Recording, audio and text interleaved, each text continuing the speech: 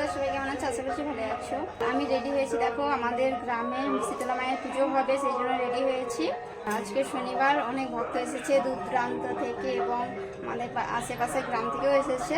আর এখনো পুজো দিতে যায়নি, তোমাদের দাদাভাই পুজোর জিনিস কিনতে গেছে, এখনো আসেনি, সেই জন্য যাওয়া হয়নি। তো যে ভক্তরা এসেছে তোমাদেরকে দেখিয়ে দিই, চলো। ফ্রেন্ডস, এই যে স্কার্ট পরে রয়েছে লাল সাদাই, আর এই লাল সাদা শাড়িটা পরে রয়েছে, ওরা এসেছে ঝাড়গ্রাম থেকে, ওদের বাচ্চাটা বসে আসে দেখতে পাচ্ছ। আরও অনেকেই মেদিনীপুর থেকে এসেছে। মন্দিরের এই কোণের দিকে দেখতে পাচ্ছ এই দিদিভাইটা আর ওর একটা ভাই আছে, ওরা দুই ভাই বোনে এসেছে মেদিনীপুর থেকে। আর এই মন্দিরের বাইরের দিকে দেখতে পাচ্ছ দাদা ভাই দুটো, ওরাও এসেছে মেদিনীপুর থেকে। আজ মাকে খুব সুন্দর লাগছে দেখতে, দেখতেই পাচ্ছ খুব সুন্দর জবা ফুলের মালাগুলো।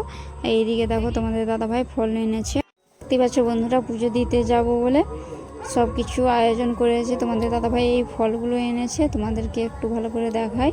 এইগুলো আমি এখানে কেটে নিয়েই যাব মায়ের স্থানে প্রসাদ নিয়ে। তো আমাদের এখানে গোটা ফল দেয় না, বাড়িতে কেটে নিয়েই যেতে বলেছে। তো আমি রেডি হয়ে গেছি, তো চলো। মায়ের মন্দিরে পৌঁছে গেছি, দেখতেই পাচ্ছ। তো তোমাদেরকে আগের ভিডিওতেও দেখিয়েছিলাম মায়ের পুজো দিনটা, দেখতেই পাচ্ছ। এখানে মায়ের মূর্তি রয়েছে, পুজো আরম্ভ হয়ে গেছে। এখানে আমরা বেশিক্ষণ থাকবো না, বাড়ি চলে যাবো। বন্ধুরা দেখো, প্রসাদি থালা নিয়ে চলে এসেছি, পুজো হয়েছে বিকেলবেলায়, সন্ধ্যেবেলায় থালা দিয়েছে তাই নিয়ে এসেছি। তোমাদের দাদাভাইকে প্রসাদটা দিচ্ছি। আর এখন আমাদের রান্না বসাবে, মানে ভাত হবে। বন্ধুরা, আমি রান্না বসিয়ে দিয়েছি। তোমাদের দাদাভাই প্রসাদ আনতে গিয়েছে, মন্দিরে প্রসাদ বিতরণ করছে, তাই তোমাদের দাদাভাই চলে গিয়েছে। আর আমি এখন রান্না বসিয়েছি। তোমাদেরকে বললাম ভাত রান্না করা হয়নি, সারাদিন ভাত রাঁধতে নেই। আমাদের শীতলা মায়ের পুজো হচ্ছে, তো সেই জন্য সারাদিন ভাত রাঁধতে নেই। দুপুরবেলা পুজো হওয়ার পর তারপর রাত্রে রান্না চাপাতে হয়, সেই জন্য এখন রান্না বসিয়েছি। দুপুরবেলায় লুচি ঘুগনি করেছিলাম, ওটাই খেয়েছিলাম। আমি পুজো দিয়েছিলাম বাবাইয়ের নামে, প্রসাদ নিয়ে এসেছি। দেখলে তো, একটা জায়গায় আমাদের নেমন্তন্ন রয়েছে বাড়ির সকলের, কিন্তু মা যাবে না, কারণ আজ শনিবার তো, সেই জন্য মা নিরামিষ খায়। মায়ের কাছে মা মহিষা মা আসা যাওয়া করে ওই দিন, শনি মঙ্গলবার, সেই জন্য মা নিরামিষ খায়, সেই জন্য যাবে না ওখানে।